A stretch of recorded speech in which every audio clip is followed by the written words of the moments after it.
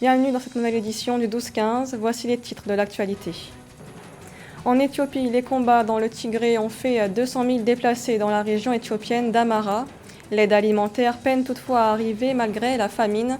Les responsables éthiopiens accusent les humanitaires de favoriser la circulation d'armes chez les rebelles. La Centrafrique devrait connaître une récession de moins 0,6% en 2021, une crise économique liée notamment à l'offensive rebelle et au blocage de la principale voie d'approvisionnement du pays vers le Cameroun. Et puis la Côte d'Ivoire accueillera le 27 septembre 2021 la Journée mondiale du tourisme, un événement sous le thème « Le tourisme pour une croissance inclusive ». Mais d'abord, le Rwanda fait son entrée sur le marché des eurobonds. Le pays a mobilisé 620 millions de dollars lundi 2 août. Il s'agit de son deuxième eurobond. Une part des fonds mobilisés par le Rwanda, soit 400 millions de dollars, servira à financer son seul eurobond qui arrive à maturité en 2023. Le reste permettra de financer des projets dans l'agriculture ou encore la résilience au changement climatique. En Éthiopie, les combats dans le Tigré ont fait 200 000 déplacés dans la région éthiopienne d'Amara. Selon l'ONU, les humanitaires déplorent un accès difficile de l'aide au Tigré, perturbé par l'insécurité et les blocages administratifs. Les responsables éthiopiens les accusent toutefois de favoriser l'armement des forces rebelles dans la région. Philomentine.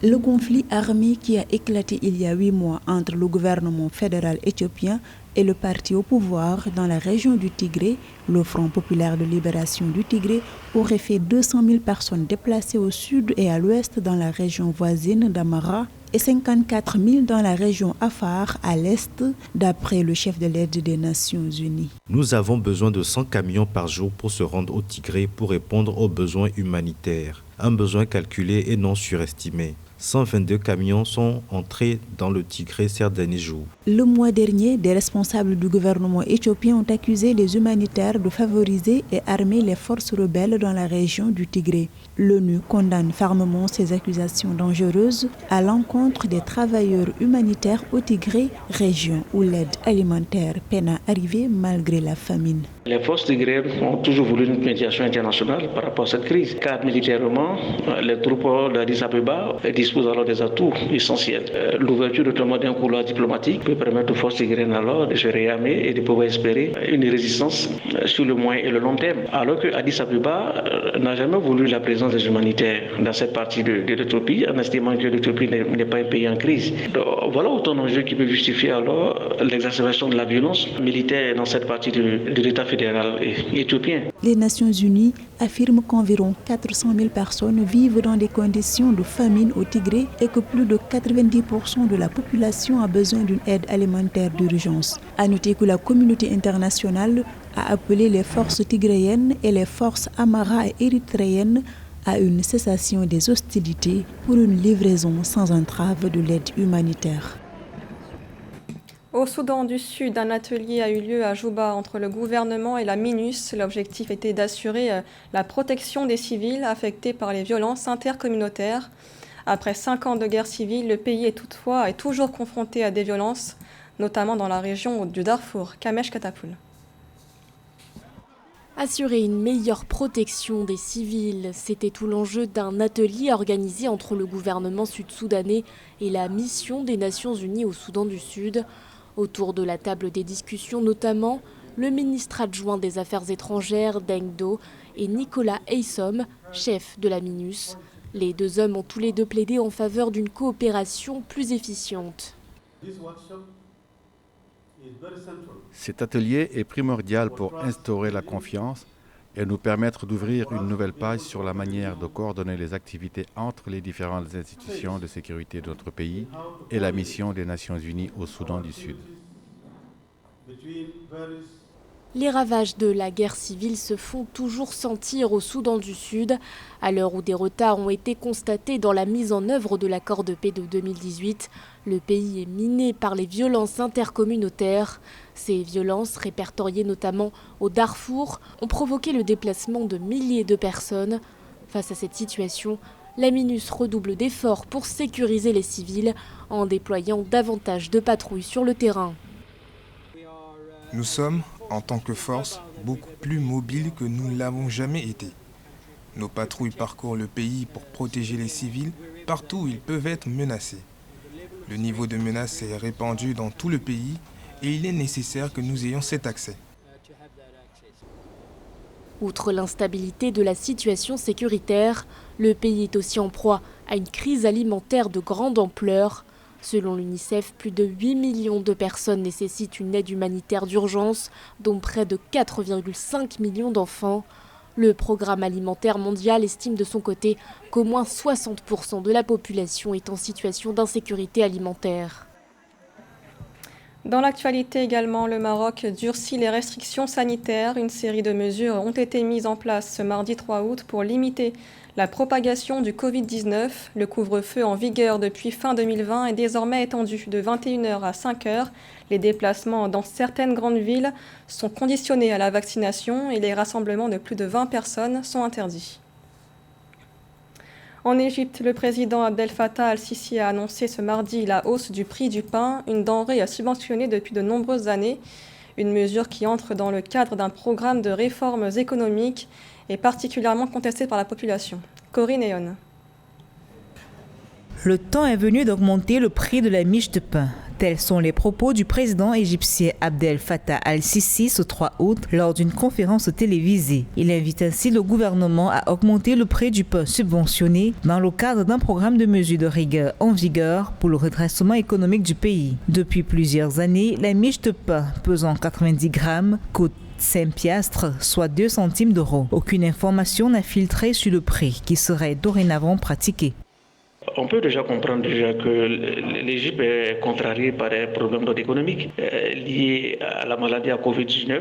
Lorsqu'on imagine que les touristes ne fréquentent plus aujourd'hui, les pyramides notamment de Pharaon, et qu'on imagine que 20% du produit intérieur brut de l'Égypte reviennent essentiellement des recettes liées au tourisme. Le président Al-Sisi, dans le cadre du grand chantier du canal de Suez et des grandes réformes institutionnelles, reste contrarié par l'absence de ressources. Sur une population de 100 millions de personnes, environ 66,7 millions dépendent du programme de subvention alimentaire qui inclut le pain, mais aussi le riz, le sucre ou encore les pâtes. Les citoyens les plus pauvres obtenaient jusqu'ici un lot de 5 miches par jour. Selon les chiffres officiels, les subventions sur le pain coûtent à elles seules, dans le budget en cours, plus de 50 milliards de livres égyptiennes. Ainsi, l'augmentation prévue du prix du pain subventionné sera orientée vers le financement partiel du nouveau système de repas scolaires qui coûtera environ 8 milliards de livres égyptiennes et comprendra des produits laitiers. Le pain reste une denrée alimentaire très prisée en Égypte. La consommation quotidienne est très élevée en tant que telle. L'une des décisions vient dans un contexte social déjà très marqué par les tensions sociales en Égypte et la montée en puissance également de quoi des questions sécuritaires liées au terrorisme en tant que tel.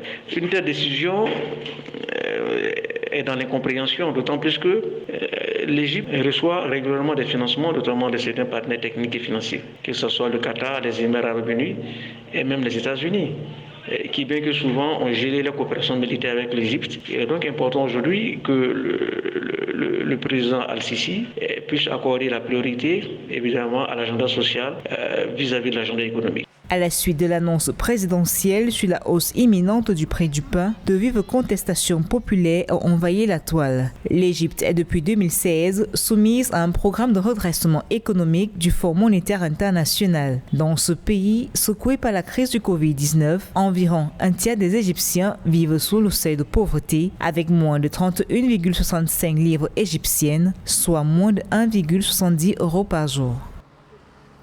La journée mondiale du tourisme aura lieu en Côte d'Ivoire le 27 septembre 2021, une 43e édition sous le thème « Le tourisme pour une croissance inclusive ».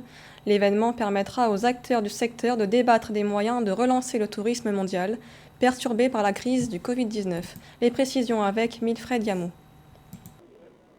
La Côte d'Ivoire sera l'hôte le 27 septembre 2021 de la 43e édition de la Journée mondiale du tourisme, célébrée sous le thème « Le tourisme pour une croissance inclusive ». L'événement réunira sur Abidjan en présentiel et en virtuel les acteurs du secteur du tourisme afin de débattre des moyens de relancer le tourisme mondial après le choc infligé par le coronavirus. c'est une bonne opportunité qui est donnée à la Côte d'Ivoire d'avoir abrité la Journée mondiale du tourisme, étant entendu que abriter la Journée mondiale du tourisme voudra dire qu'on reconnaît à ce pays ses qualités intrinsèques et ses capacités, ainsi que son potentiel au plan des infrastructures et du point de vue de sa capacité de desserte aérienne et des moyens de communication, des moyens de locomotion et les questions de mobilité et de fluidité routière qui sont de nature à créer l'attractivité de la ville. De ce fait, en choisissant la Côte d'Ivoire comme pays hôte, c'est une reconnaissance aux efforts des autorités de notre pays, avec à sa tête le président de la République qui n'a de cesse de faire des investissements portant la Côte d'Ivoire à un niveau de développement. Alors que plusieurs économies comptent sur le tourisme pour la reprise post-Covid-19, les autorités veulent relever les nombreux défis confrontés par ce secteur. Les données du ministère ivoirien du tourisme estiment à environ 80% la chute du chiffre d'affaires du tourisme mondial, soit une perte de plus de 4 000 milliards de dollars. Ma mission pour les mois prochains consisterait à faire en sorte que les membres affiliés, au sortir de cette grave crise pandémique au plan sanitaire qui a presque endeuillé le secteur du tourisme, eu égard à tout ceci, nous devrons faire en sorte que les membres affiliés se mobilisent pour aller vers la recherche d'un effet de levier pour capter des financements et mettre en place une politique du financement du secteur privé avec des facilités et surtout rechercher des partenaires pour tous les membres affiliés à l'échelle des continents pour que ce secteur-là, qui est un secteur pourvoyeur d'emplois et secteur générateur de valeur, puisse continuer à jouer leur rôle et faire les adaptations que nécessite ce changement de paradigme pour que la digitalisation de leur secteur se fasse avec l'appui des valeurs technologiques. Précisons que le Maroc va abriter en octobre 2021 la prochaine Assemblée générale de l'Organisation mondiale du tourisme. En 2018, le gouvernement ivoirien avait adopté un programme baptisé Sublime Côte d'Ivoire visant à réduire la pauvreté, créer plus de 600 000 emplois et faire de la Côte d'Ivoire la 5e destination touristique du continent africain d'ici 2025. La Centrafrique devrait basculer en récession économique en 2021, selon le rapport annuel de la Banque mondiale, une crise qui serait liée à l'offensive rebelle et au blocage de la principale voie d'approvisionnement du pays vers le Cameroun en début d'année. Les précisions de Philomentine. Sous l'effet cumulé de la détérioration de la situation sécuritaire, la fermeture prolongée du corridor commercial entre Bangui et le Cameroun, ainsi que de la crise économique due au coronavirus, l'activité économique de la Centrafrique devrait se contracter légèrement cette année. Selon le rapport annuel de la Banque mondiale, l'économie centrafricaine devrait entrer en récession de moins 0,6% en 2021. Il faut ajuster la croissance avec l'inflation. Et là, on voit une décélération. On voit qu'en termes réels, les gens ont moins de moyens pour vivre, et ça à cause d'une augmentation de la pauvreté. La Centrafrique devrait notamment renforcer son capital humain afin de mieux faire face à la crise économique, indique l'institution de Bretton Woods.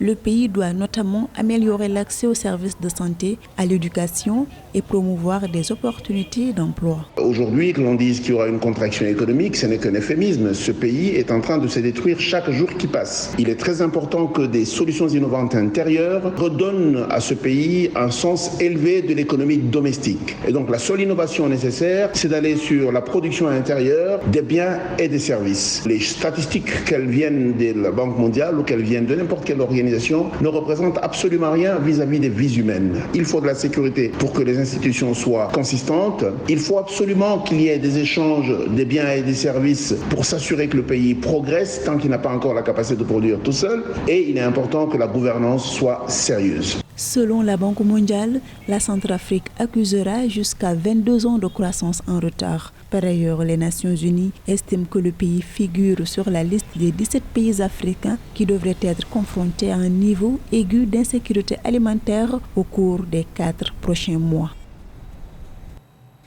Dans l'actualité sportive à présent, le Burkina Faso remporte la première médaille de son histoire. Hugues Fabrice Zango a décroché la médaille de bronze au triple saut ce jeudi aux Jeux Olympiques de Tokyo. 7 athlètes burkinabés ont participé à la compétition. Le champion national faisait figure d'espoir pour le pays. En juillet, il a battu le record d'Afrique en plein air à 17,82 mètres. Ce journal a été réalisé par l'ensemble de la rédaction. Merci de l'avoir suivi. L'information continue sur Africa 24.